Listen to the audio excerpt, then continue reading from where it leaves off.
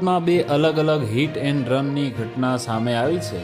એક ઘટનામાં એક વ્યક્તિનું મોત તો બીજી ઘટનામાં માતા પુત્ર ગંભીર ઇજાગ્રસ્ત થયા હતા।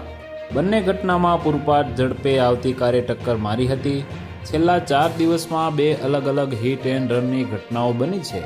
શહેરના બોપલ વિસ્તાર તેમજ સોલા ભાગવત વિસ્તારમાં હિટ એન્ડ રનની ઘટનામાં એક વ્યક્તિનું મોત નીપજ્યું છે, જ્યારે અન્ય ઘટનામાં માતા પુત્ર ઇજાગ્રસ્ત થયા છે। જોકે બંને ઘટનામાં પૂરપાટ ઝડપે આવતી કાર દ્વારા અકસ્માત સર્જી કાર ચાલક ફરાર થઈ ગયો હતો। બંને કેસમાં અલગ અલગ ફરિયાદ નોંધાવી આરોપીઓની શોધખોળ માટે પોલીસે કવાયત શરૂ કરી છે।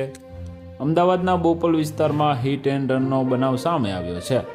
23 સપ્ટેમ્બરના રોજ રાતના સમયે સિક્યુરિટી ગાર્ડ ગોવિંદસિંહ રસ્તો ક્રોસ કરી રહ્યા હતા। તે દરમિયાન પૂર ઝડપે આવેલી મર્સિડીઝ કારના ચાલકે તેઓને અડફેટે લીધા હતા, જે બાદ કાર ચાલક કાર લઈને ફરાર થઈ ગયો હતો અને તેઓને હોસ્પિટલ લઈ જતા તબીબે મૃત જાહેર કર્યા હતા। તો વધુ માહિતી મેળવવા માટે ચેનલ સાથે જોડાયેલા રહો। વિડીયો પસંદ આવે તો લાઈક કરી દેજો। ચેનલમાં નવા છો તો સબસ્ક્રાઇબ કરી દેજો।